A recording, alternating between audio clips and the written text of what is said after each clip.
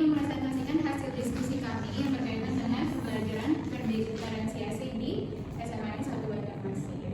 Dan anggota kelompok dari SMAN 1 Banjarmasin yaitu ada Kak Saidah Amini dan saya Noviana Julita Putri, Kak Iman Adiani dan juga Kak Rizky Mustika.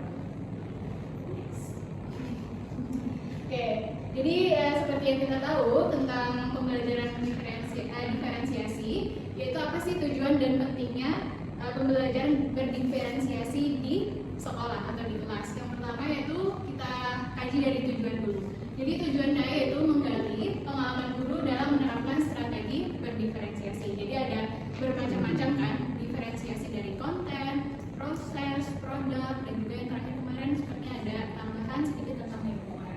Dan yang kedua yaitu pentingnya berdiferensiasi, yaitu menyesuaikan metode dengan kebutuhan siswa. Dan yang terakhir yaitu mampu meningkatkan efektivitas pembelajaran untuk seluruh peserta. Selanjutnya akan dijelaskan oleh Kak. Masih nanti oke untuk berdiferensiasi di sekolah kan kita disuruh diskusi dalam pertemuan. Jadi kami kemarin itu sempat berdiskusi dengan beliau tentang whether beliau menerapkan berdiferensiasi di dalam kelas atau tidak. Jawabannya itu iya dan tidak. Iyanya adalah beliau tetap mempertimbangkan gaya belajar, karakteristik siswa dan lain-lain itu dalam pembelajaran, namun tidak dalam skala kecil di dalam kelas, tapi secara pasikal dalam kelas-kelas. Jadi setiap kelas itu beliau mempunyai anak-anak muda itu mempunyai gaya belajar dominan, karakteristik dominan. Nah itu yang membuat guru PAMU kami itu membedakan cara mengajarnya di setiap kelas kayak gitu. Jadi rencana pembelajaran juga berbeda-beda, treatment ke anak juga berbeda-beda. Jadi berdiferensiasinya itu dalam di kelas. Jadi kayak untuk misalkan materi tentang IFCLOS itu semuanya IFCLOS, tapi cara menyampaikannya itu berbeda-beda di setiap kelas. Di sini ibu membagi kelas-kelasnya tuh berdasarkan gaya belajar, kemudian karakteristiknya, kemudian juga jam pelajarannya itu sangat di pinpoint beliau juga. Jadi kayak kelas 12A sama 12B ini yang pendapat tadi juga berbeda ya latihan sebelum materi. Jadi kelas 12A 12B ini termasuk murid-murid yang cekatan, pandai kayak gitu. Jadi mereka tuh diberi kesempatan untuk belajar mandiri. Jadi belajar dulu, mereka mencari tahu tentang materi tersebut dulu, baru dijelaskan gurunya. Jadi aplikasi praktis sebelum teori. Jadi mereka tuh karakteristiknya kritis dan mandiri. Dan tapi perbedaan kelas 12A sampai 12B ini adalah di jam pelajaran. Kalau 12A itu dia di awal. Jadi mereka itu pembelajarannya tuh tidak terlalu bergerak kayak gitu. Jadi biasanya mereka memperhatikan yang terjadi kayak gitu. Berbeda dengan 12B yang dominannya kinestetik.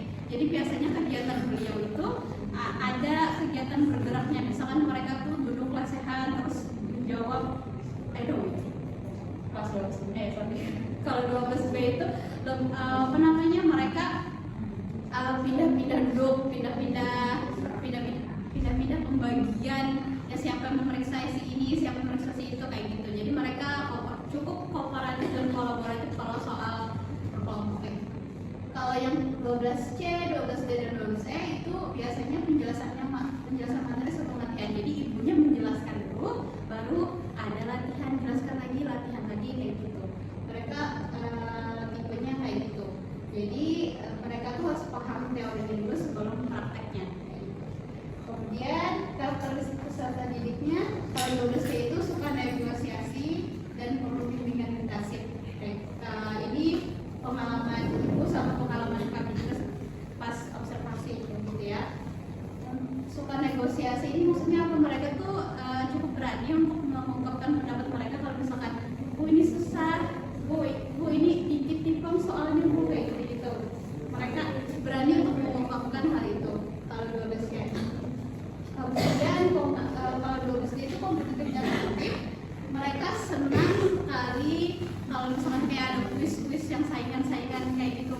Tapi di level individu, jadi mereka suka saingannya satu sekolah, satu orang per kelas gitu, bukan kelompok. Berbeda sama dengan yang 12B sama 12E.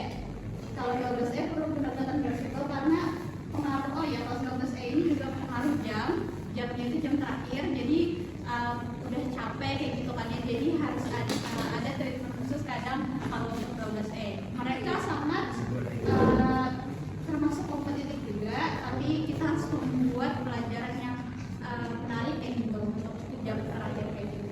Kayak itu jadinya berdiferensiasi yang digunakan guru pamong kami tadi. Selanjutnya akan jelaskan ya.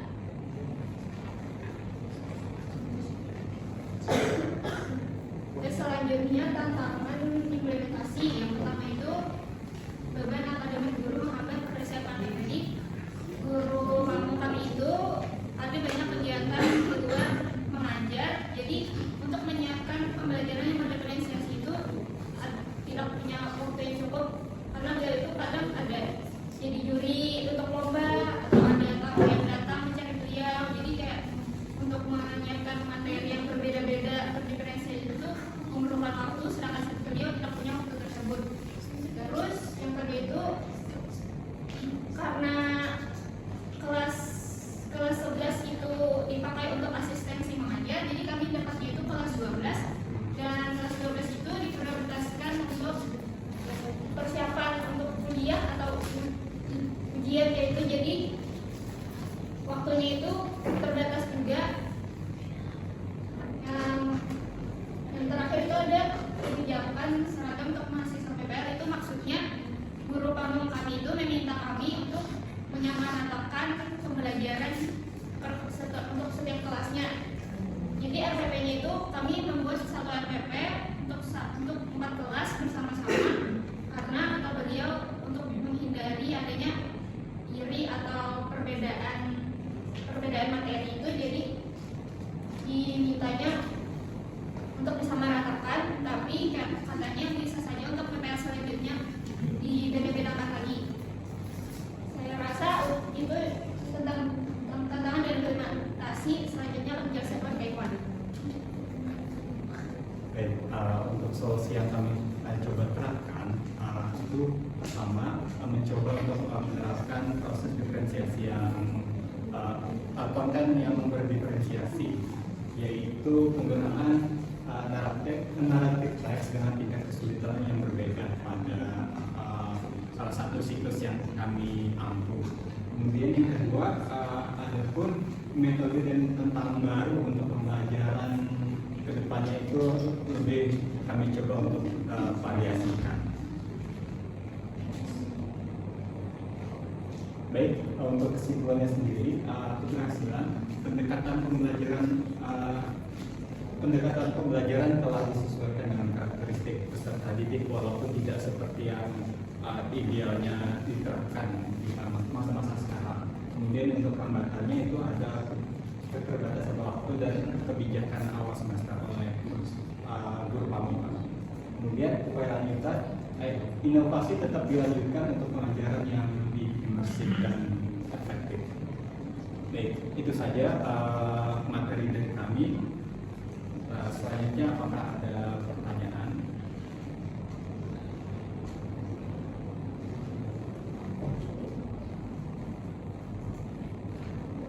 Ada?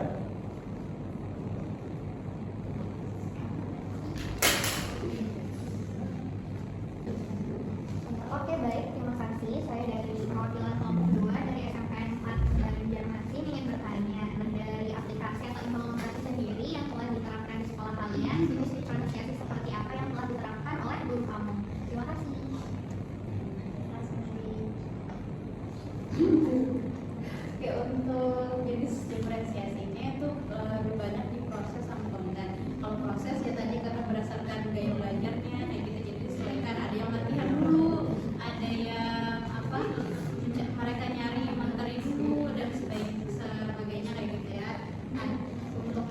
konten, kadang tuh beliau tuh ada yang video, terus ada juga yang kuis kayak gitu, ada bentuk kuis, ada bentuk kuis apa di Google kayak gitu. Jadi itu dibedakan juga kadang gitu. Jadi kebanyakan proses ya, terus yang kedua konten. Ya, terima kasih. Terima kasih. Oke. Baik, apakah ada lagi? Baik, kalau tidak ada kami cukupkan sampai di sini. Terima kasih atas perhatiannya. Assalamualaikum warahmatullahi wabarakatuh.